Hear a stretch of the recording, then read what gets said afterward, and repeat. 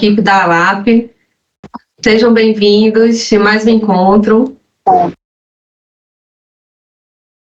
pessoal aqui está terminando de acessar, mas a grande maioria já acessou. Agora a gente está com 149 pessoas online. Vou puxar aqui minha apresentação para a gente iniciar. Não vi se o Dr. Klaus, se ele conseguiu acessar. Boa tarde, doutora. Opa, doutor, tudo bem? Tudo bem, pessoal? Boa tarde, pessoal.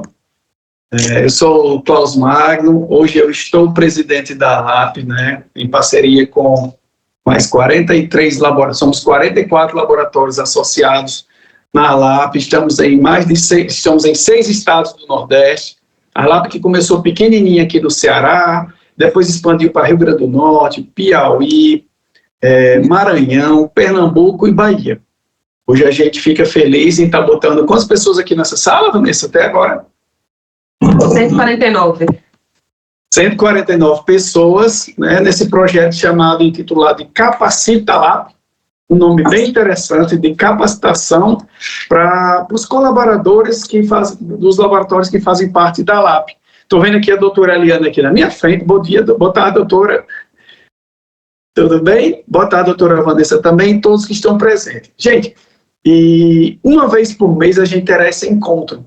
Talvez as pessoas que estejam no encontro de hoje possam não ter estado presentes no encontro anterior, porque são 16 temas que a gente tem com a doutora Vanessa no Capacita ALAP, e são de funções diferentes. Uns vai ser de recepção, outros vai ser de marketing, outros vai ser de coleta venosa. E é um trabalho muito bacana que a doutora Vanessa, que faz parte do Lab to Lab Pardini, ou seja, do nosso apoio do Hermes Pardini, a doutora Vanessa, que ela é assessora científica do Pardini, aqui na região Nordeste, e que está tendo essa disponibilidade maravilhosa, e a gente até agradece a doutora Vanessa por essa disponibilidade de fazer com que a gente padronize as ações do nosso laboratório. E eu acredito, doutora, o tema hoje é coleta venosa, é isso? Isso mesmo. Boas práticas em coleta venosa. Boas práticas em coleta venosa. E por que a doutora está aqui fazendo esse trabalho com a gente? Porque na maioria dos temas está relacionado ao pré-analítico. O que é pré-analítico, Klaus? É tudo aquilo que envolve as ações do laboratório até que o exame seja feito, ou seja, até o momento que ele vai para o microscópio ou vai para a máquina. Todas essas ações são responsáveis por, se não me engano, 70% dos erros laboratoriais. Desde a orientação da coleta do paciente para colher um exame em casa, desde um cadastro mal feito na recepção, desde a questão da coleta mal... Tem o microfone ligado. Desde a questão da coleta mal feita, da coleta realizada sem a quantidade ideal da amostra, tudo isso vai impactar, não só no nosso laboratório, mas as amostras que vão também para o Hermes Pardini. Ou seja, nós estamos aqui, laboratórios da ALAP e Hermes Pardini, juntos para tentarmos capacitar e melhorar cada vez mais o atendimento e o funcionamento das nossas empresas em prol de quem? Não só da gente.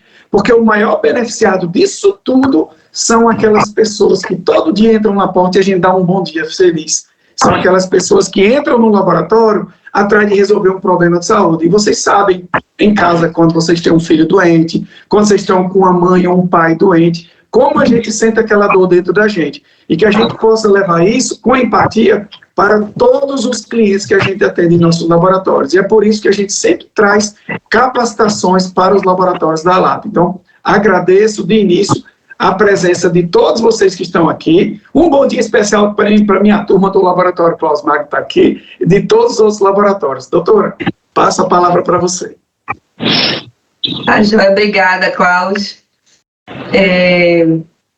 Pessoal, eu estou vendo aqui, tem algumas pessoas no chat dizendo que está com áudio muito baixinho, tá?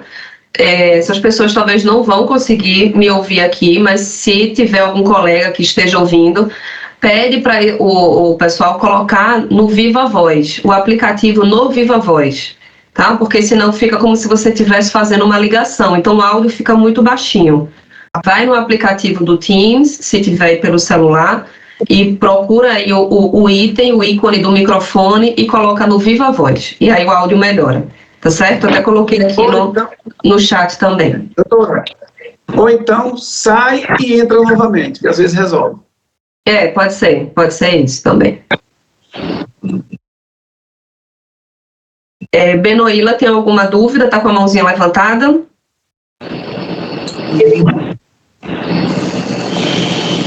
Aí foi por engano? Então, acho que foi. Então, tá bem, gente. Eu vou aqui compartilhar minha tela com vocês. Para os que estão chegando agora, uma boa tarde, sejam bem-vindos. Eu vou pedir que todos... tá bom, Benoíla, sem problema. Eu vou solicitar que vocês fiquem com os áudios desligados, tá certo?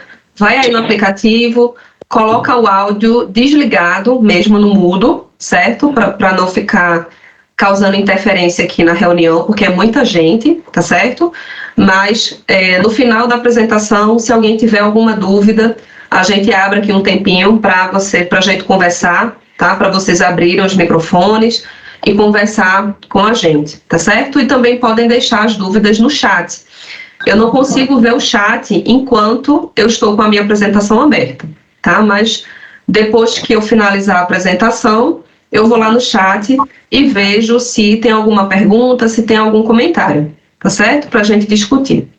Então, vamos começar aqui quase que pontualmente, né? Mas tá tudo certo, tudo dentro do esperado. Então, o que é que a gente tem aqui hoje? A gente tem um treinamento de boas práticas de coleta venosa, né? Como o Dr. Cláudio comentou, a coleta venosa, ela está no processo, né, na etapa pré-analítica, tá? Na verdade, na fase pré-analítica, quando a gente fala de liberação de um exame laboratorial. Então, ela é de extrema importância, porque ela é o maior volume de amostras, né, de exames que são analisados são através de uma coleta venosa. Então, hoje a gente vai conversar sobre essa prática, tá? Que ela é tão importante e tão crítica no laboratório de análises clínicas.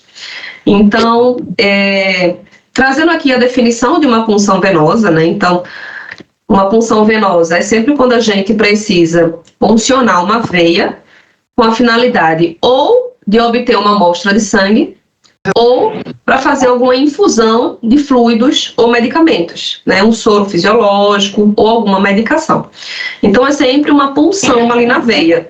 E essa prática, ela não pode ser feita por qualquer pessoa, né? Os profissionais precisam estar habilitados para fazer essa coleta, né? Os profissionais precisam de treinamento para fazer essa coleta, até porque a gente está falando não só da segurança do paciente, né? Quando a gente fala sobre os cuidados na coleta, na hemostasia, na escolha dos materiais, mas também está falando sobre a consciência que o profissional que está fazendo a coleta precisa ter sobre os interferentes que a gente pode ter naquela amostra, né, de acordo com as coletas.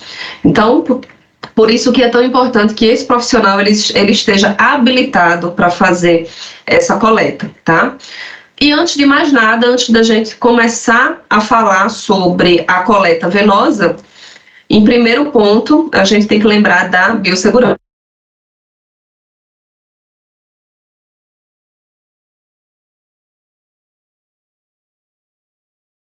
As luvas de procedimento, os óculos de proteção, as máscaras e sempre lembrando da higienização das mãos, porque as luvas, né, elas não eliminam, não dispensam a higienização das mãos. Até porque você vai pegar a luva para calçar a luva com as mãos e elas precisam estar limpas, tá? Senão você pode contaminar o paciente com a luva que você sujou no momento de calçar.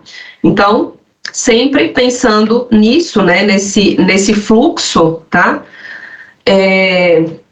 Para fazer essa coleta, então, em primeiro lugar, higienizar as mãos, para que aí a gente consiga separar o material, tocar no paciente, né? Então, higieniza as mãos, conferir o nome da etiqueta com o documento ou a identificação da etiqueta, certo? Então, fazer essa conferência do paciente que a gente está recebendo, verificar o local da punção, escolher o material adequado para o acesso do paciente, ordenar os tubos de coleta, higienizar as mãos, mais uma vez, para calçar as luvas e aí fazer o preparo do material, né? E montar ali o material de coleta. Então, vamos falar aqui um pouco de cada etapa dessa, tá? Esmiuçar um pouquinho esse processo da coleta venosa.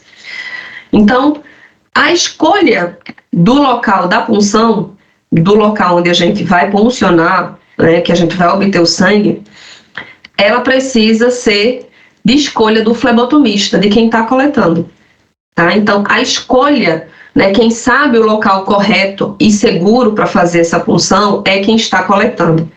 A gente sabe que tem paciente que chega já indicando, né, esse braço aqui é o melhor. Né? Então, não tem problema, a gente vai verificar o membro que o paciente está sugerindo, mas não deixem de olhar os dois membros, de analisar os dois membros do paciente, porque pode ser que aquele membro que ele indicou, naquele momento, não seja o ideal para fazer a coleta, tá? E aí a gente vai ter uma punção ineficiente para precisar fazer uma segunda, tá? Então, verifiquem sempre os dois membros do paciente, né?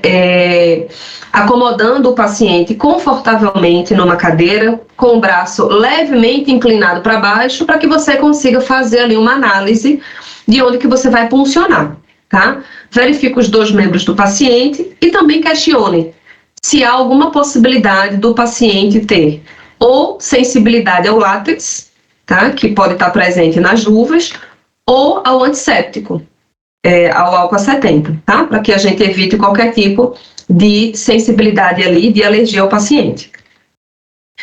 Então, quando a gente fala sobre coleta venosa, existe um local ideal para fazer essa punção, de escolha para fazer essa punção, tá? Então, o primeiro local que a gente deve avaliar para fazer a punção venosa é a fossa antecubital, que é a parte interna do braço, né, na parte posterior aqui atrás da fossa antecubital está o cotovelo.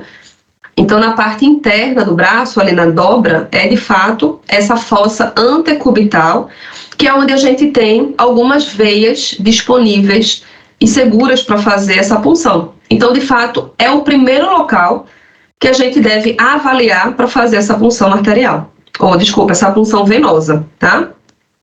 Então, ó, a gente tem aqui a veia cefálica, deixa eu pegar aqui uma canetinha. A gente tem aqui a veia cefálica, tá? Então, ela fica mais aqui externa. Nós temos a veia basílica, que ela fica mais na parte interna do braço. E nós temos a veia mediana, tá? A veia mediana, onde a gente vai falar um pouquinho de cada uma delas, certo? Então, ó, a veia mediana, tá? Que de fato ela tá aqui, ó, no centro, certo? Então, a veia mediana, ela é a veia de primeira escolha, porque ela é uma veia, normalmente, com um bom calibre, ela é uma veia geralmente visível, então fica mais fácil da gente identificar, e ela tem uma menor sensibilidade, ela está na região central do braço, então nessa região eu tenho poucos nervos, então essa região aqui eu tenho pouca sensibilidade, então fica menos dolorosa a coleta para o paciente, tá? E essa veia, ela tem uma excelente fixação. Então, de fato, ela é uma veia de primeira escolha para a gente observar a possibilidade de punção.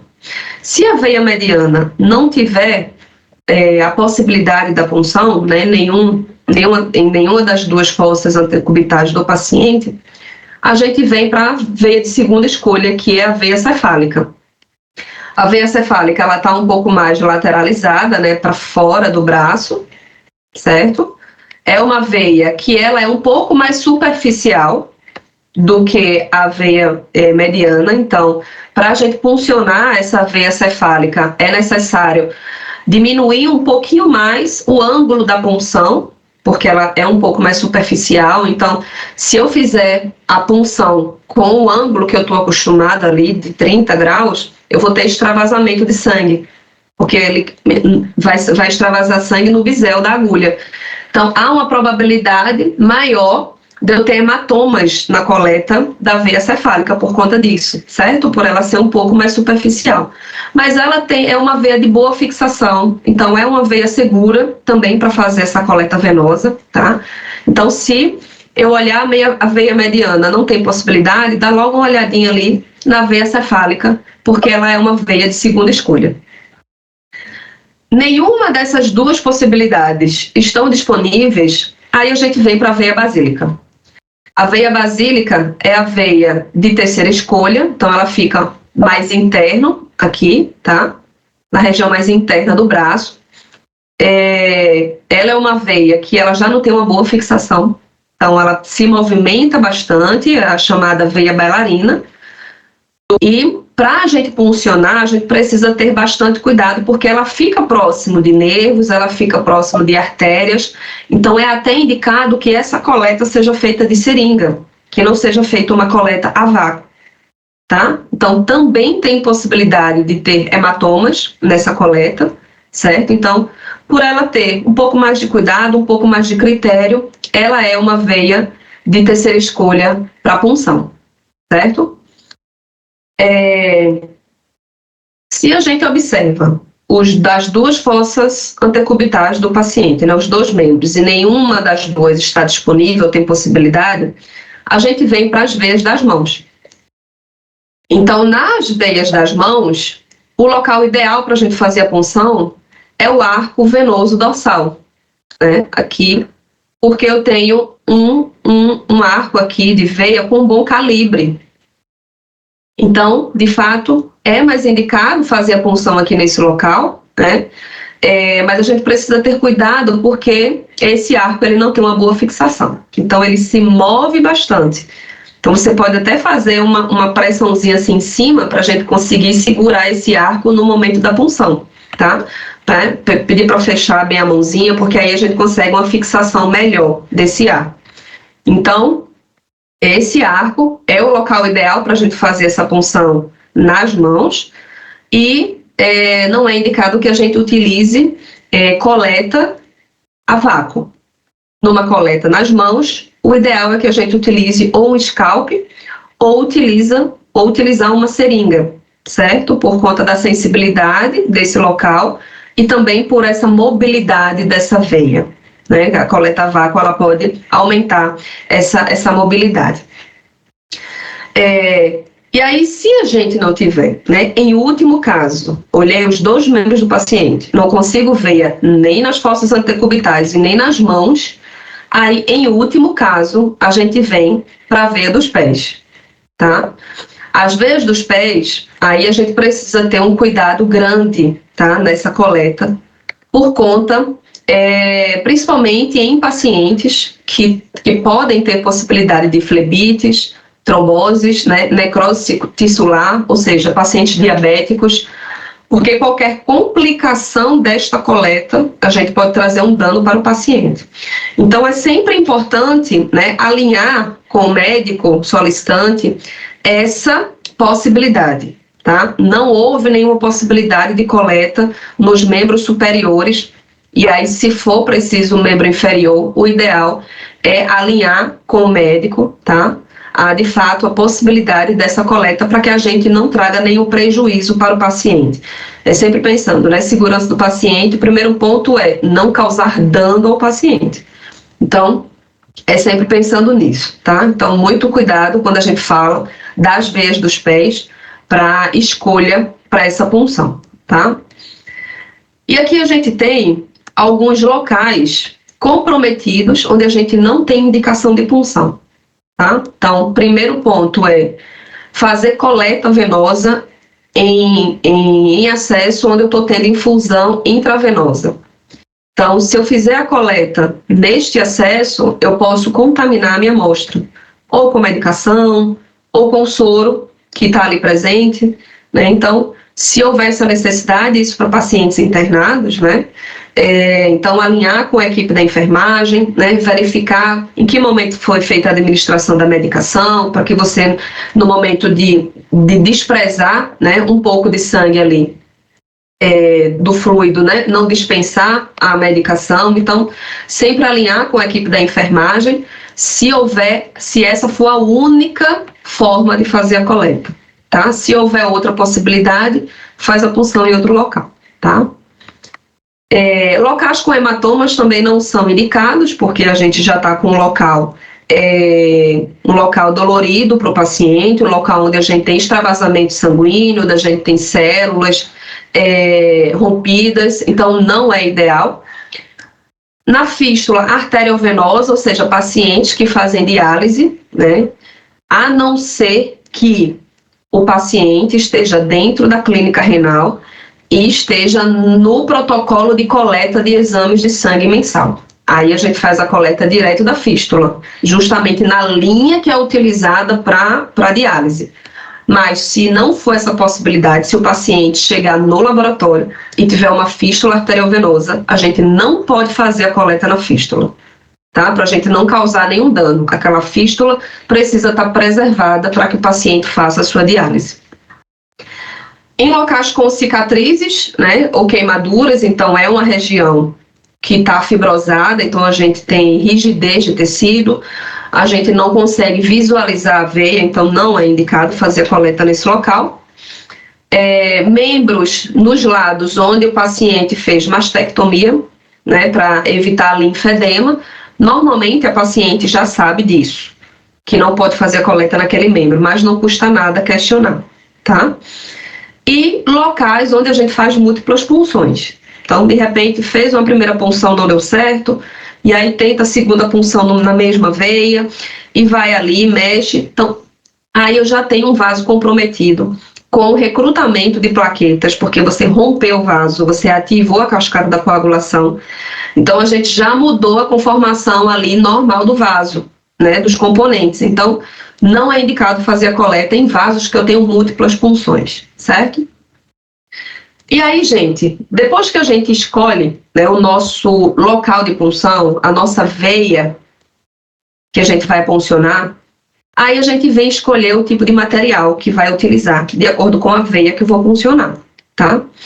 E aí, de acordo com essa veia, eu vou escolher o meu material, se eu vou fazer uma punção de seringa ou se eu vou fazer uma punção com uma coleta a vácuo, né? Então, aqui eu trago informações sobre essas duas coletas. Quando a gente fala da coleta de sistema fechado, que é a coleta a vácuo, tá? Ela é uma coleta recomendada pela literatura, pela CLSI, né?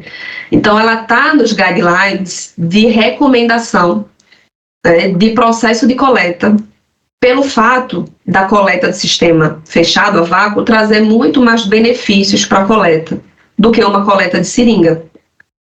Então, quando a gente faz uma coleta a vácuo, a gente tem possibilidade de coletas múltiplas, ou seja, eu consigo coletar vários tubos, né, com uma única punção, respeitando ali volume e aditivo dos tubos, tá? Com isso, eu tenho uma garantia maior de qualidade daquela amostra e, consequentemente, de resultado final. Eu tenho ausência de manipulação da amostra ali no box de coleta. Então, numa coleta a vácuo, o coletador não faz manipulação da amostra. Então, isso já traz segurança no processo, né? Mais uma segurança. Eu também tenho um descarte seguro desse material. E hoje a gente já tem produtos específicos para acessos difíceis, para manter a coleta a vácuo. Então, hoje a gente já tem scalp a vácuo, a gente já tem tubos de menor volume, né, a vácuo, para que a gente faça, por exemplo, uma coleta infantil e ainda assim tem uma proporção ideal entre sangue e aditivo no tubo, tá?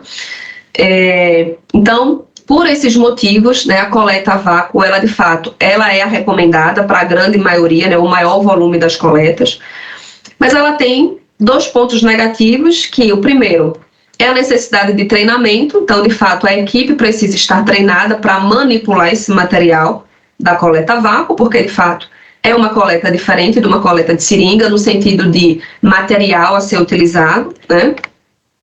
E a gente também tem uma resistência por parte dos profissionais de saúde que já utilizam a coleta de seringa por muitos anos.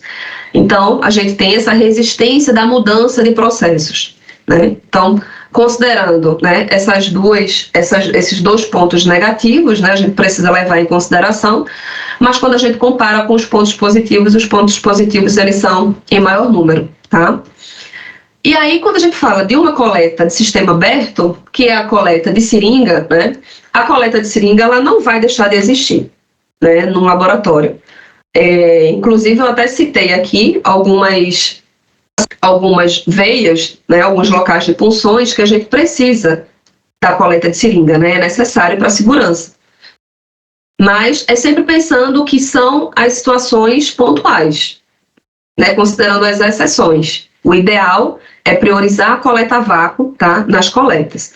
Então, quando a gente fala da coleta de seringa, é uma técnica mais antiga, né, então, de fato, a maioria dos profissionais sabe manipular uma seringa para fazer uma punção venosa.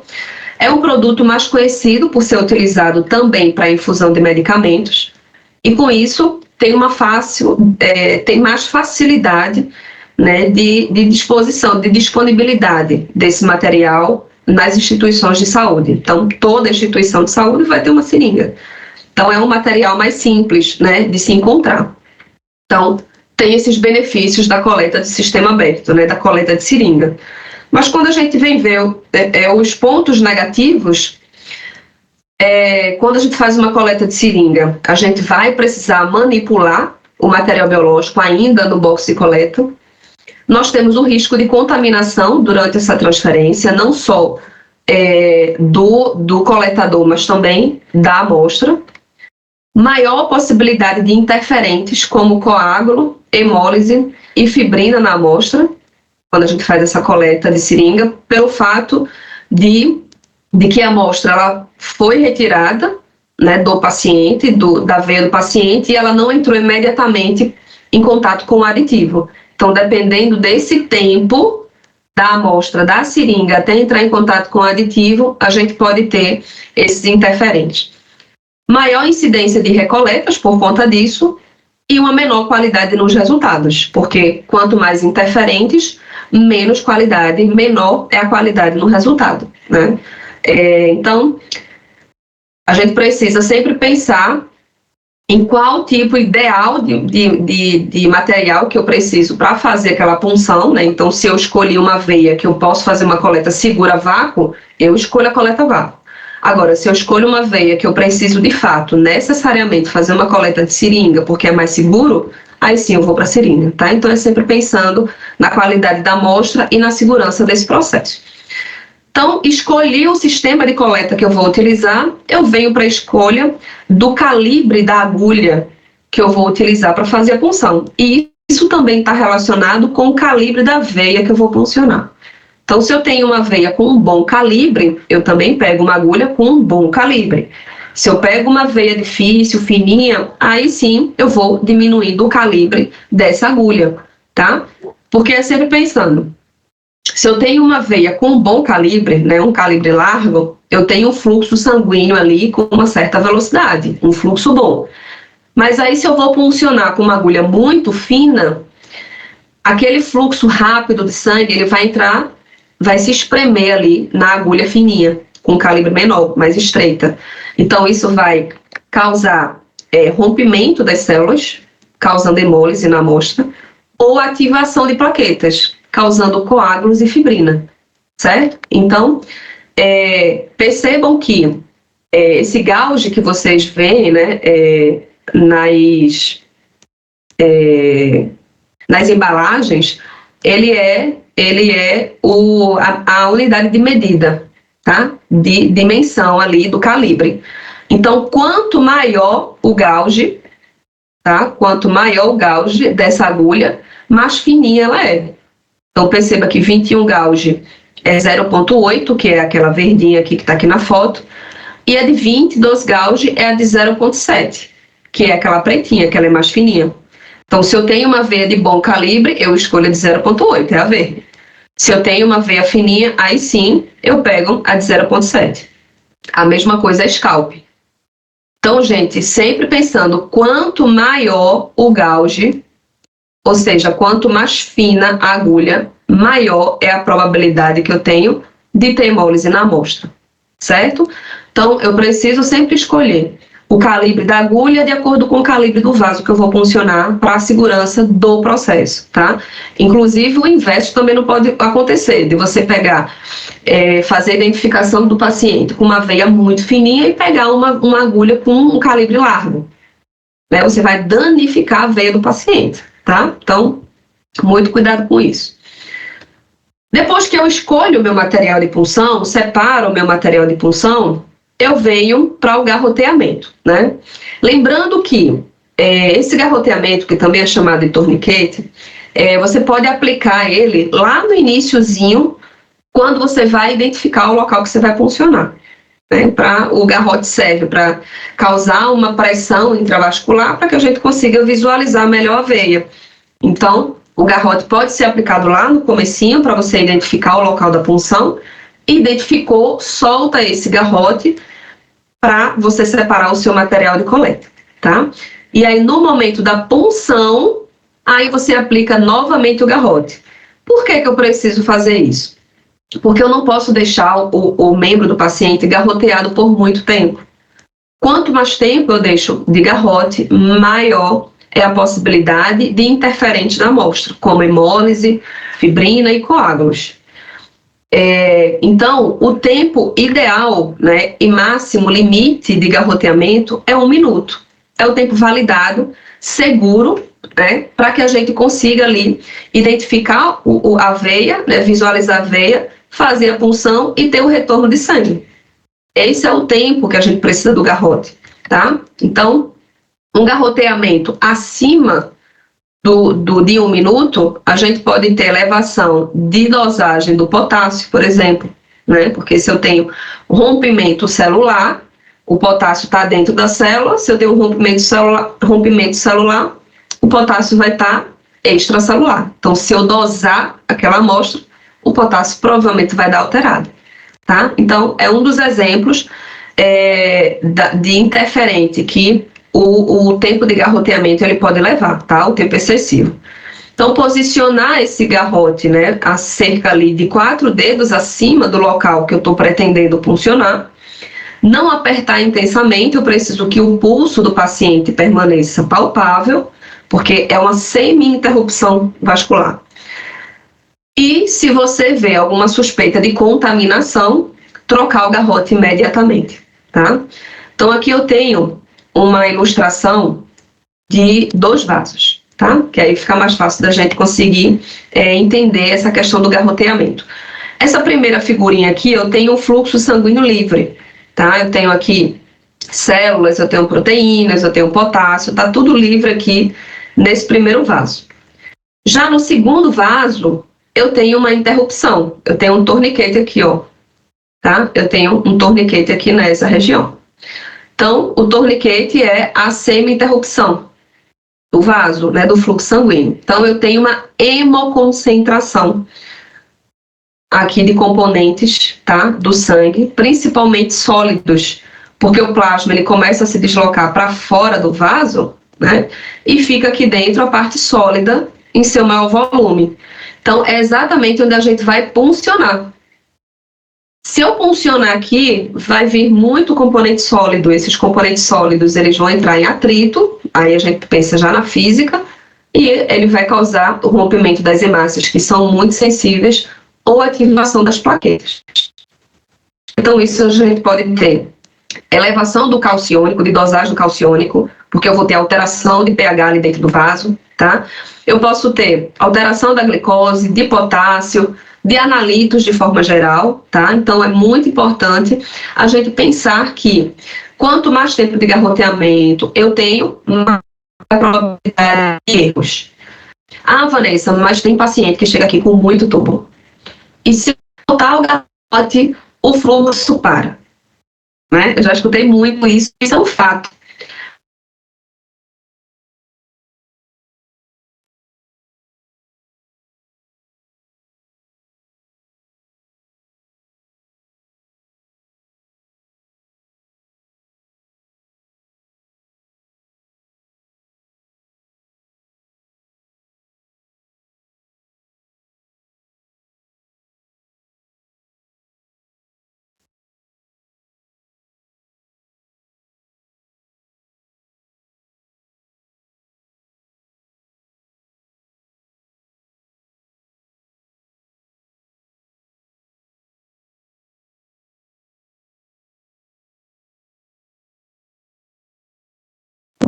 Oi, Vanessa. Não está ouvindo.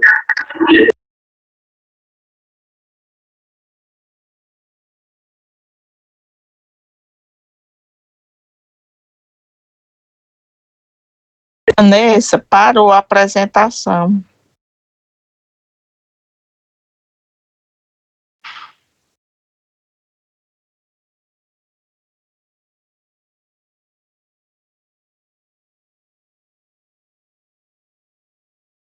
Daqui, mas eu voltei. Vou compartilhar aqui novamente minha apresentação. Vocês me digam onde que a gente parou, tá? Onde vocês escutaram aí. Vanessa. No início do torniquete, da parada das células lá. Ah, então Parou. tá jóia, doutora Jeane. Beleza, bora voltar lá no torniquete. Eu queria tirar uma dúvida. Pode falar. No caso da necessidade de se usar ou o scalpel ou a seringa, qual dos dois me oferece menos prejuízo na parte analítica? Olha, a seringa, ela traz menos prejuízo, porque se você fizer uma coleta de scalp na seringa, você vai ter o fluxo do scalp como interferente, porque ele pode causar atrito e até a demora do preenchimento da seringa, e o êmbolo da seringa, o fluxo de preenchimento da seringa, tá? Então, teoricamente, uma coleta direto na seringa seria menos impactante do que você fazer a coleta com a seringa e com o scalp. Certo, mas assim, no caso de eu ter a opção da seringa e o scalp ser fechado, eu posso optar pelo scalp, porque ele, nesse caso, seria melhor. Se for um scalp a vácuo, é melhor. Tá ok. Bom. Doutora, se eu estou fazendo uma coleta de um recém-nascido, se eu perceber que o bracinho dele, se realmente a gente precisar, né, um tempo maior do garroteamento, se eu perceber que o bracinho está ficando roxo, eu posso desgarrotear e garrotear novamente? Como é que eu faço nessa situação? Sim, você solta o garrote, deixa o fluxo restabelecer e, se for necessário, você pode aplicar o garrote um pouco mais na frente, né? Mas deixa o fluxo estabelecer, deixa o bracinho voltar ao normal. Isso não só de recém-nascido, mas qualquer paciente, tá? Então, você pode sim soltar o garrote e depois apertar novamente, não tem problema. Pronto. Porque no meu posto coleta parece muito recém-nascido. Aí já aconteceu. Eu percebi que tá ficando um pouquinho escuro, eu pego e solto. E depois, né, garroteio novamente. Porque, infelizmente, quando a gente desgarroteia, diminui. O fluxo diminui, né? Infelizmente. Acontece. Mas, para a segurança do paciente, né, a gente precisa desgarrotear mesmo, tá? Ok, obrigada. Orlando. Então, bora lá, gente. Vocês estão vendo já a minha apresentação? Já, dos vasos, né? Então, quando a gente tem aqui, eu tenho dois. Deixa eu pegar outra canetinha aqui, outra cor. Aqui eu tenho o torniquete, né? Então, aqui eu tenho primeiro um vaso livre. Esse primeiro vaso aqui, ele está livre, sem nenhum torniquete. E o segundo vaso, eu tenho o vaso com o torniquete. Então, o torniquete, ele vai fazer aqui uma semi-interrupção do fluxo sanguíneo, tá? E com isso, eu tenho um acúmulo de células, um acúmulo aqui de componentes sólidos, né, no vaso, porque o plasma, ele vai começar a se deslocar para fora do vaso e eu vou ter essa concentração de componentes sólidos aqui no vaso, que é justamente onde eu vou puncionar, é justamente onde eu vou posicionar a minha agulha para fazer a coleta. Então, pensem, quanto mais tempo de garroteamento, maior essa concentração de componentes sólidos. Então, vai causar um atrito dentro da agulha, esses componentes sólidos, e isso vai ou romper hemácias, ou ativar plaquetas, causando interferentes e alteração nos exames. né? Então, é sempre pensando em ter essa consciência. Quanto maior é o tempo de garroteamento, mais interferente para a minha amostra e para o meu paciente. Tá? Então, eu posso ter alteração de exames como potássio, o calciônico, por exemplo, que depende do pH, então a própria alteração de pH dentro do vaso. Eu já posso ter uma alteração desse analito dentro de outros, tá? Então, tem esses desafios, né, que foi citado agora. Vanessa, mas às vezes o fluxo ele vai diminuir se eu parar o garroteamento, o paciente tem muitos tubos de coleta, se eu afrouxar o garrote, o fluxo vai parar, então tem essa possibilidade sim, mas a gente precisa sempre pensar que é uma exceção. Se precisar demorar um pouquinho mais do garrote por conta da quantidade de tubos, é uma exceção. Né? Não trate esse tempo de garrote, né? Não ultrapasse o tempo de 1 minuto em todas as suas coletas.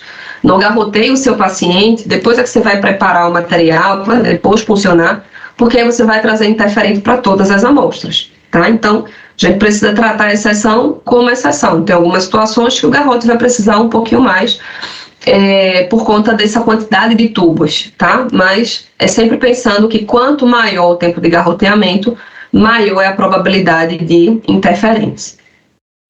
Então, de forma geral, quando a gente vai fazer uma coleta de sistema fechado, uma coleta vácuo, tá? Depois que você montou ali, né, o material, a agulha, já conectou com o adaptador do tubo a vácuo, posicione o bisel voltado para cima, tá? Dessa agulha, puncione esse paciente ali com um ângulo de 30 graus, pensando que aqui ele está fazendo uma coleta na veia mediana, né? Inserindo ali a agulha entre 10 a 15 milímetros, e aí eu quero chamar a atenção de vocês num ponto, tá? Antes da gente fazer a punção do paciente, a gente sempre faz antisepsia. A gente pega ali um algodão ou um suave com álcool 70 e vai fazer a antisepsia do local da punção, né? Ou no movimento circular, ou então de uma só vez ali para a gente fazer o asseio.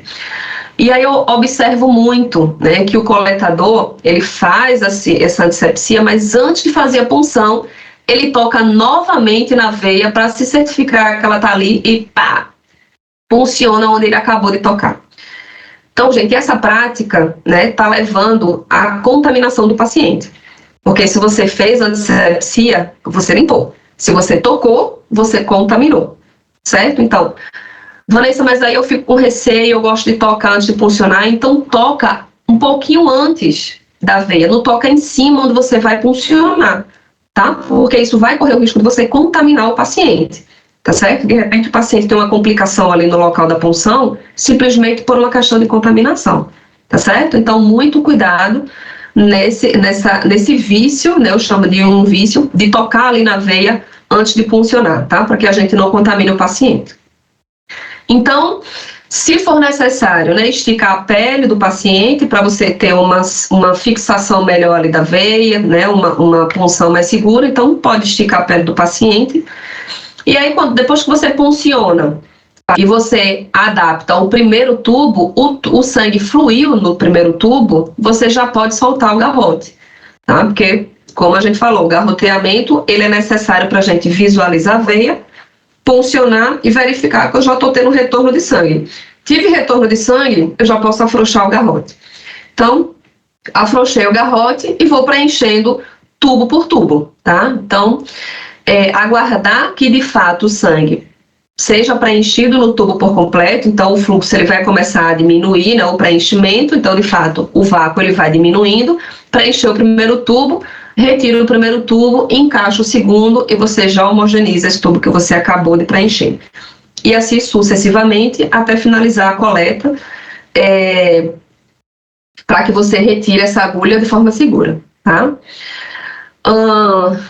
Numa coleta de sistema aberta, numa coleta de seringa, se certificar que de fato a agulha está bem conectada com a seringa, que é para a gente evitar que entre ar nessa seringa, então sempre que forma uma espuminha ali, né, é porque entrou ar. Então isso traz possibilidade de hemólise na amostra.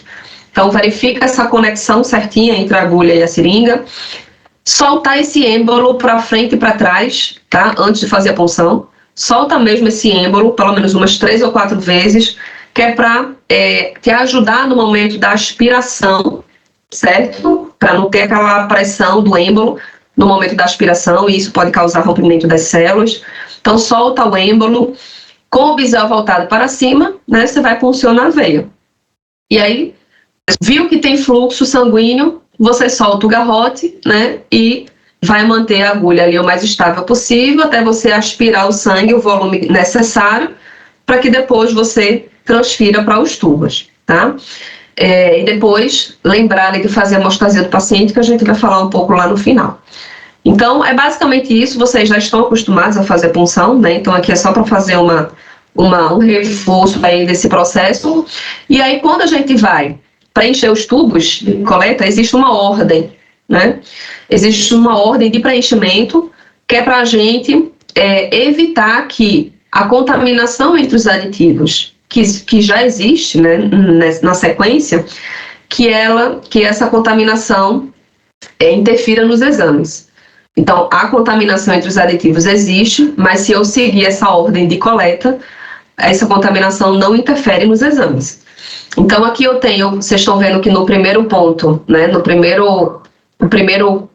a opção aqui de preenchimento tá a hemocultura, tá? Então, se em algum momento chegar um paciente que tenha exame de hemocultura, além disso, outros exames de análises clínicas, a hemocultura ela sempre precisa estar priorizada na ordem de coleta. A própria antisepsia da coleta de hemocultura ela é mais rigorosa, então, por se tratar de uma cultura, primeiro a gente faz a cultura e depois a gente vem para a coleta sanguínea, tá? Então, essa ordem de coleta ela é preconizada pela CLSI, então a maioria dos fabricantes de tubos segue essa ordem, essa recomendação, tá? Então, tirando o tubo de hemocultura, os primeiros tubos que eu preciso preencher são os tubos trace, que são os tubos livre de metais, né? Que são os tubos que a gente utiliza para coleta de metais pesados. Então, eu tenho o tubo de tampa branca e o tubo de heparina de tampa azul escura. Tá? Então, coleto primeiro os exames de metais, depois eu venho com o tubo de citrato de coagulação, depois o VHS, e aí só depois eu venho com o de soro. O de citrato é sempre antes do tubo de soro, sempre. Então, depois que eu coleto o de citrato, tanto coagulação como VHS, eu venho para o tubo com ativador de coágulo, tá? Com ou sem gel separador, independe, mas foi tubo de soro com ativador de coágulo, ele vem depois do tubo de citrato.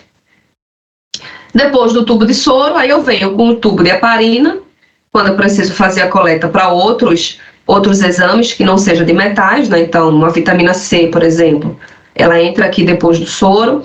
Depois eu venho com os tubos de EDTA e, por último, o tubo de fluoreto. Tá? Então, essa sequência, ela é a sequência recomendada para que a gente tenha qualidade nos exames, tá? Que evite aí a interferência da contaminação dos aditivos.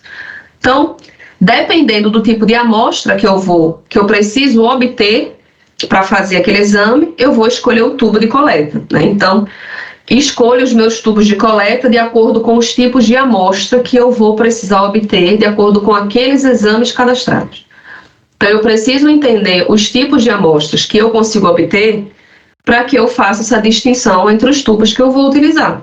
Então, quando a gente faz uma coleta venosa, uma punção venosa, eu consigo obter 3 tipos de amostras. Eu consigo obter a amostra de sangue total, consigo obter a amostra de soro, que é a parte líquida do sangue, e o plasma, que também é a parte líquida do sangue.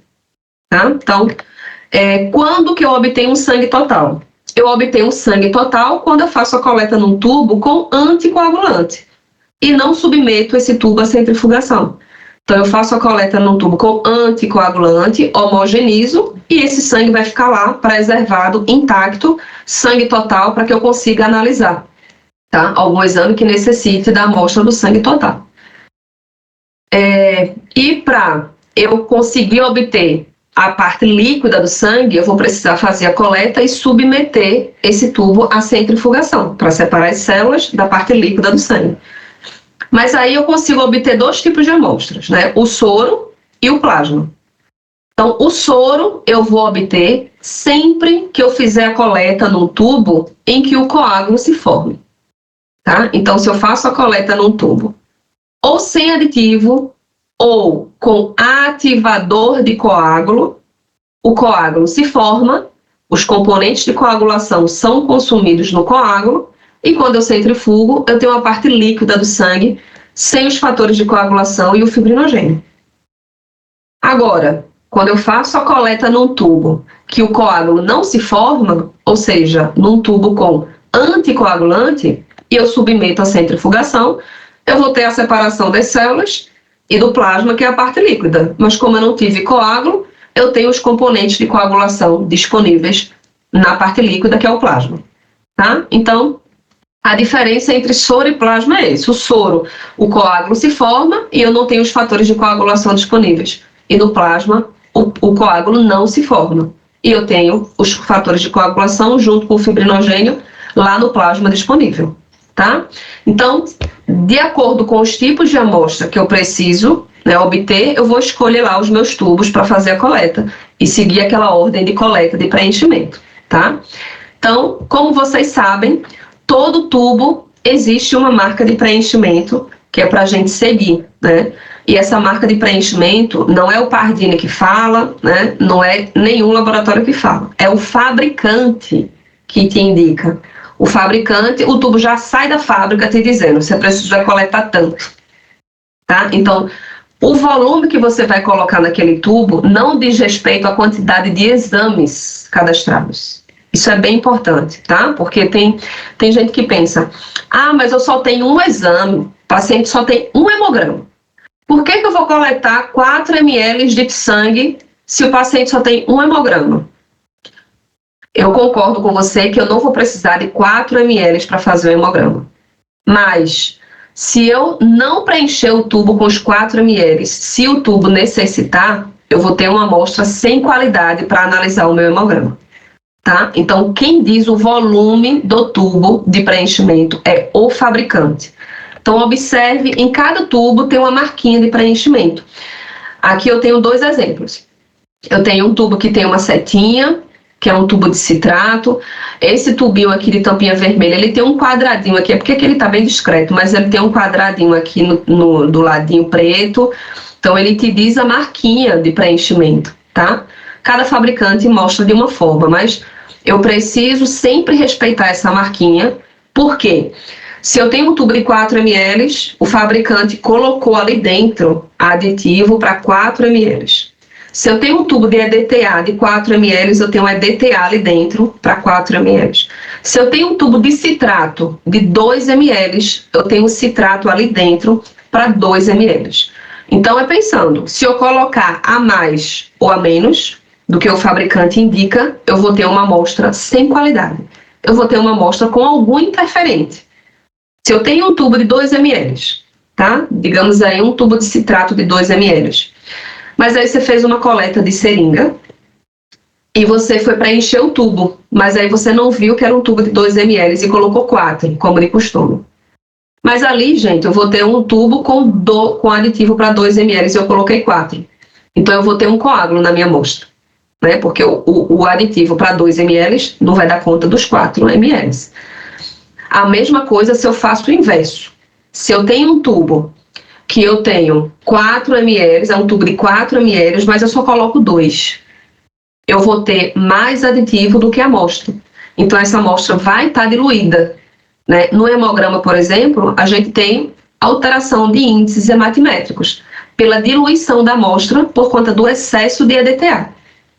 No tubo de citrato, por exemplo, o excesso de citrato faz com que o tempo de coagulação do paciente seja alargado. Porque quando eu for dosar o tempo de coagulação do plasma do paciente, ele vai estar com muito citrato. E quando a gente dosa, quando a gente vai fazer essa análise do TP, do TTPA, a gente induz a formação do coágulo. Mas se eu tenho excesso de anticoagulante, o coágulo não vai se formar. Então, é sempre pensando nisso, tá? Que se eu não respeitar o volume adequado do tubo, eu vou ter algum interferente. Então, sempre respeitem a volumetria do tubo que o fabricante indica, tá? Porque isso a gente tem uma amostra de qualidade, independente da quantidade de exames que eu vou analisar naquele tubo, tá? Então, quando eu faço uma coleta a vácuo, o próprio vácuo já preenche esse tubo até a marquinha. tá? Então, eu já consigo ali uma padronização de volume e de aditivo. Quando eu faço a coleta de seringa, somos nós, coletadores, que transferimos esse material para o tubo, né? Então, o que é que não posso fazer? Eu não posso perfurar a tampa do tubo. Por quê? Porque senão eu vou forçar o sangue a passar novamente pelo percurso da agulha. E isso vai aumentar a probabilidade de hemólise nessa amostra, tá? Então, o que é que eu preciso fazer? Eu preciso desprezar a agulha com segurança, abrir a tampa do tubo e transferir esse material pela parede do tubo delicadamente, certo? Então, eu não posso nem furar a tampa do tubo, nem abrir o tubo e ainda manter a agulha, né? Não é recomendado também pegar vários tubos, abrir todos e sair preenchendo tudo junto, para que você não troque depois as tampas de preenchimento ou de fechamento dos tubos, tá? Então, o que é que você precisa fazer? Abrir a tampa do tubo, desprezar a agulha e transferir esse material pela parede do tubo delicadamente, tá? Depois que eu preencho o tubo, eu preciso fazer a homogeneização desse tubo imediatamente. Então, essa homogeneização que a gente fala é exatamente esse movimento que está mostrando aí. É tampa para cima e para baixo, né? É esse movimento, tá? A homogeneização, ela não é assim. Ela não é assim. Ela não é assim. A homogeneização é por inversão. Tampa, teto, chão, teto. Teto, chão, teto. Chão, teto. Chão, teto.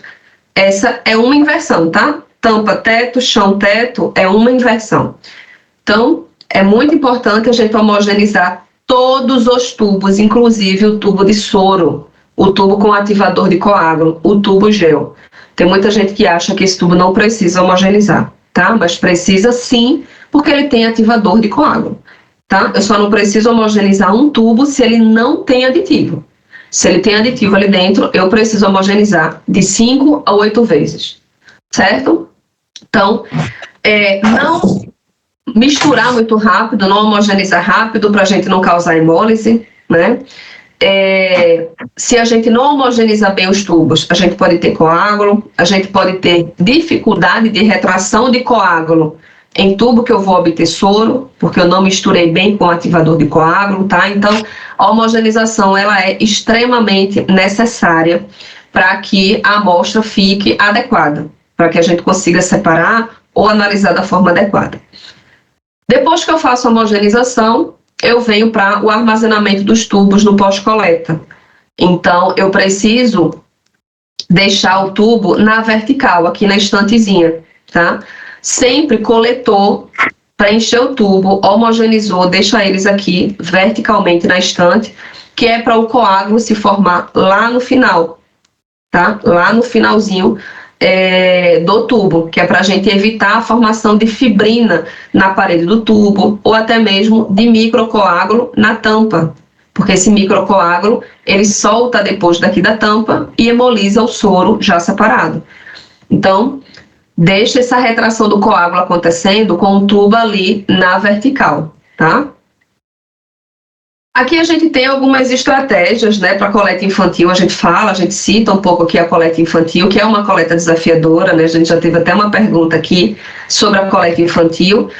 Então, quando a gente fala de coleta infantil, a gente precisa seguir as recomendações, né, de cuidados pré-analíticos, mas sempre pensando na experiência desse cliente, na experiência dessa criança. Então, seja gentil, sorria, converse com essa criança para ela ficar mais tranquila e se sentir mais à vontade. Fale sobre o material que você vai utilizar, um exemplo do torniquete, né? É uma forma da criança se tornar ficar mais próxima com aquilo. Explique o procedimento, demonstrando segurança para a criança. Solicite a ajuda dos responsáveis, né, caso haja necessidade para ou contenção da criança ou dar apoio, enfim. Se a criança chorar, ajude-o dizendo palavras que o conforte. E após a coleta é essencial celebrar, né, valorizar aquela vitória, porque a criança se sente mais segura para próximas coletas, né? Então, é sempre pensando que Uma coleta tranquila vai ser bom para a gente, porque a gente vai conseguir coletar esse material que a gente precisa, e também bom para a criança, porque ela vai tirar o medo, ela vai aos poucos quebrando de repente, algum trauma que tenha de coletas anteriores, né? Então, existe a recomendação sobre o jejum infantil, né? Então, se o médico passou alguma orientação em relação ao jejum, você segue a recomendação médica. Se ele não passou nenhuma recomendação, então segue aqui as recomendações para crianças. Se eu tenho uma criança até 5 anos, o ideal é que ela esteja de jejum de 3 a 4 horas, tá? Agora, se tiver amamentando, aí o jejum deverá ser entre 1 e 3 horas, tá? Ou então no intervalo entre uma mamada e outra. Durante esse período de jejum, a criança ela poderá beber água, tá? E não deve suspender nenhum tipo de medicamento sem autorização do médico. Então, são recomendações para esse jejum que gera tanta dúvida em relação a essa coleta infantil, né? Então, aqui a gente tem os materiais que normalmente a gente utiliza para uma coleta infantil, né? Espera que tem um pessoal entrando aqui. Deixa eu assentar aqui.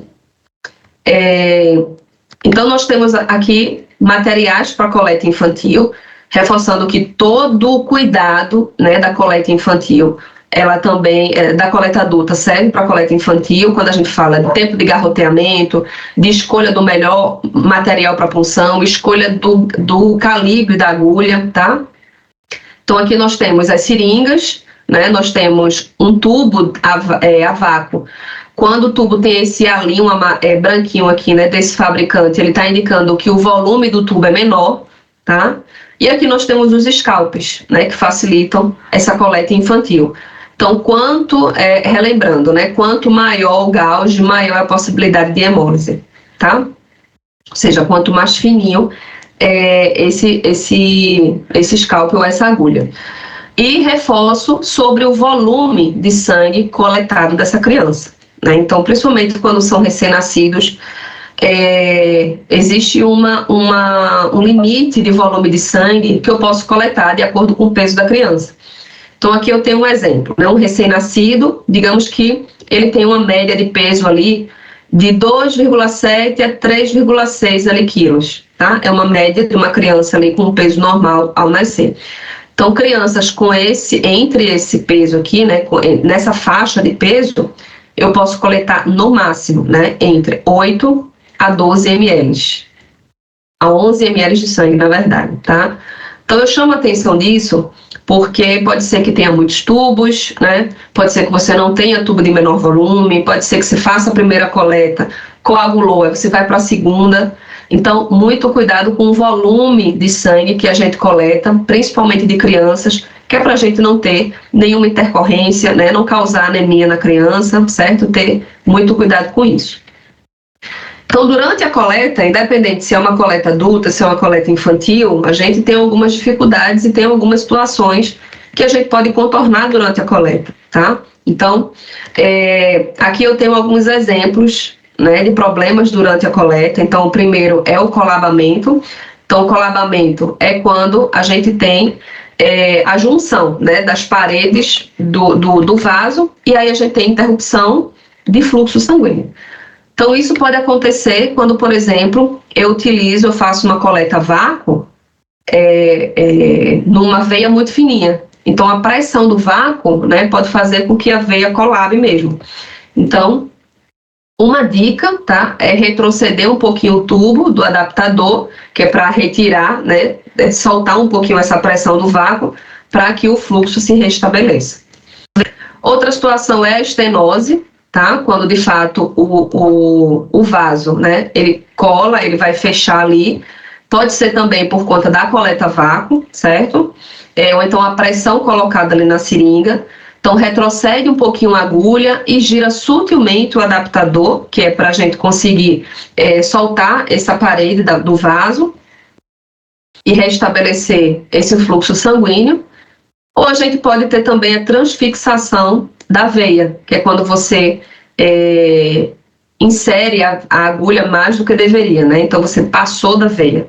Então, você puncionou, né, viu que teve um retorno de sangue, depois parou, pode ser que você tenha ultrapassado a veia, se retrocede um pouquinho até que ela chegue no lúmen do vaso. Outras situações, gente, aquela busca aleatória pela veia, né? Então, muita atenção nisso, né? Não é permitido puncionar o paciente e ficar lá dentro, buscando a veia, né? Catucando lá dentro, fazendo aquela costura dentro do braço do paciente, que é para a gente não ter nenhuma obstrução, tá? Então, muito cuidado com isso. Normalmente, isso resulta em hemólise e também em hematoma, tá? Na grande maioria. E lembrando que o bisel é sempre para cima, tá? Se você puncionar com o bisel para baixo, a possibilidade do bisel colar na parede do vaso é muito grande. Então, o bisel sempre para cima, tá?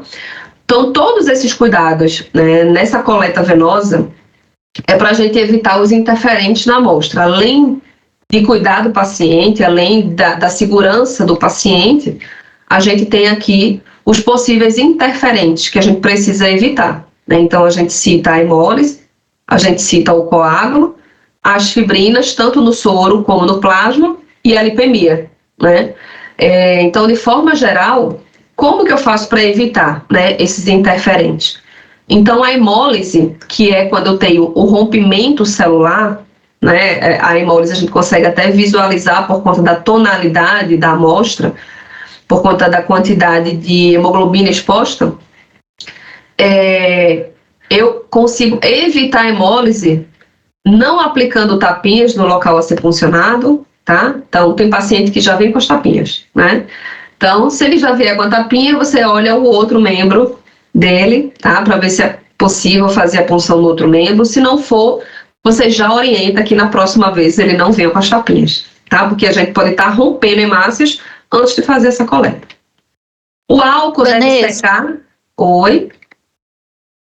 Você pode disponibilizar o material do PDF, porque às vezes a internet cai, eu tentei printar alguns, mas...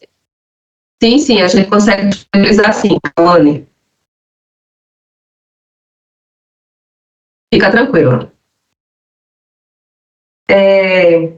Aqui a gente, quando a gente vai fazer a coleta, a gente deve esperar o álcool secar, né? Então a gente vai fazer a antisepsia, mas sempre esperar o álcool secar antes de fazer a punção, senão a gente rompe hemácias por conta do álcool. Evitar usar agulhas de menor calibre, quanto menor o calibre, maior a probabilidade de hemólise. Evitar a coleta de sangue em áreas com hematomas. Em coletas a vácuo, puncionar a veia no ângulo de 30 graus, né, como eu comentei lá no comecinho. Assim evita-se que o sangue se choque com força na parede do tubo.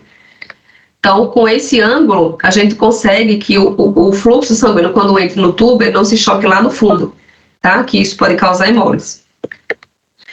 Em coletas com seringa e agulha, né, a gente deve, de fato, transferir esse sangue desprezando essa agulha, tá? E transferindo pela parede do tubo. E não puxar o êmbolo com muita força da seringa, tá? Então, punciona o paciente e vai aspirando esse êmbolo, vai puxando o êmbolo lentamente. Não puxa o êmbolo de uma vez, porque você coloca muita pressão ali dentro da seringa, tá? Então, para evitar essa pressão, causar hemólise. Tubos com volume de sangue insuficiente, isso causa, ou excesso, causam hemólise, né? Porque aí eu não vou ter a proporção ideal entre sangue e aditivo. Não executar o procedimento de espetar a agulha na tampa do tubo, né, de borracha, quando eu faço a coleta de seringa. E a homogeneização, ela deve ser gentil. Praticando todos esses itens aqui, de forma geral, a gente, de fato, evita a hemólise, né, que é onde a gente tem a liberação dos constituintes intracelulares. Como eu faço para evitar uma fibrina no soro? Tá? Material de coleta deve ser compatível com o acesso do paciente.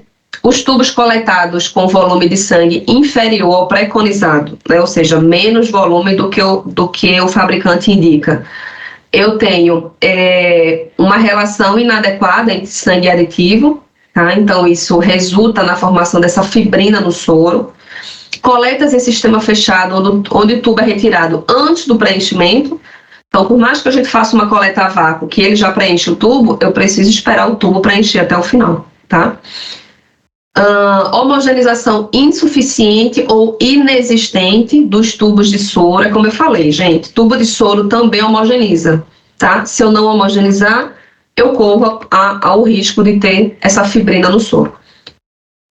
Intervalo necessário para a retração do coágulo, então, coletei, eu preciso esperar pelo menos 30 minutos para a retração total do coágulo, para que eu consiga obter o soro limpo de fatores de coagulação. Deixar o tubo na vertical pós-coleta, né, isso ajuda muito a formação dessa fibrina na parede do tubo. Transferências do sistema aberto, ou seja, no sistema de seringa para o tubo, tá? Então cuidado com essa transferência. E centrifugação inadequada. Se eu não centrifugar o tubo no tempo correto indicado pelo fabricante, eu posso ter a formação dessa fibrina. Como que eu evito o coágulo? O coágulo eu consigo evitar. Se eu evitar o uso de calibres menores, então é a mesma regra, né? Sempre utilizar o calibre ideal para a veia que eu estou funcionando. Realizar a homogeneização das amostras com anticoagulante de forma adequada, porque aí eu estou misturando o anticoagulante na amostra, evitando a formação do coágulo. Prefira sistemas de coleta fechado, ou seja, a vácuo, ao invés de seringa, porque esse tempo entre preenchimento da seringa e transferência para o tubo, eu posso ter a formação do coágulo. Não realize a transferência do sangue de forma incorreta para o tubo, quando eu faço a coleta de seringa. Observe a correta proporção de sangue aditivo no tubo e verifique sempre o prazo de validade dos tubos de coleta. Eu sei que isso é de praxe de qualquer laboratório, mas não custa nada reforçar, né, que a validade dos tubos é extremamente importante para que a gente tenha qualidade nas amostras, tá? Então, depois que a gente faz a coleta do paciente, depois que a gente funciona, preenche os tubos, eu preciso me preocupar com a hemostasia do paciente, né? Então, deve ser feita uma pressão suave ali no local da punção, de 1 a 2 minutos, né? Pede ajuda ao paciente para ele ficar ali fazendo essa compressão. Em pacientes anticoagulados, o tempo ele precisa estar aumentado, então segura ali pelo menos, pede para ele ficar ali fazendo uma compressão pelo menos uns 15 minutos, que é para a gente garantir, tá? Para a gente garantir a hemostasia desse paciente. Orientar o paciente a não dobrar o braço, não carregar peso ou bolsa tiracolo no mesmo lado da punção. E normalmente o paciente ele sai da coleta segurando assim, né, a bandagem, e com esse mesmo braço ele já encaixa na alça da bolsa. Ele tem essa tendência, tá? Então, pede para ele não dobrar o braço, não pegar peso, porque isso pode causar hematoma, tá? Então, tem que fazer essa orientação. E caso o hematoma ele venha a aparecer, né, ali no momento da coleta, orienta o paciente a colocar uma compressa de gelo por 15 minutos, tá, algumas vezes ao dia, e depois de 24 horas, se não cessar, que ele coloque compressas mornas. Então, o hematoma ele pode acontecer, né, eventualmente, a gente precisa ter muito cuidado para evitá-los, mas se caso aconteça, passa a orientação de compressas aí com água gelada nas primeiras 24 horas. Depois da coleta, eu preciso descartar o meu material, né? Então esse descarte ele precisa ser seguro. Então todo o material perfuro cortante eu preciso desprezar na caixinha de perfuro cortante. Não reencapar as agulhas, nunca, de forma alguma, né? Que é para a gente evitar acidente com material perfuro cortante, certo? Então, o descarte ele precisa ser seguro e sempre organizando o seu ambiente de coleta para a próxima coleta, né? Retirando o material que foi utilizado, desprezando o que precisa desprezar, organizando o que precisa organizar, que é para que você tenha um local organizado e seguro, tanto para você como para o paciente, para a próxima coleta, tá? Então, gente, eu agradeço a atenção de vocês, a gente finaliza por aqui. Espero que vocês tenham aproveitado essas dicas que a gente tem em relação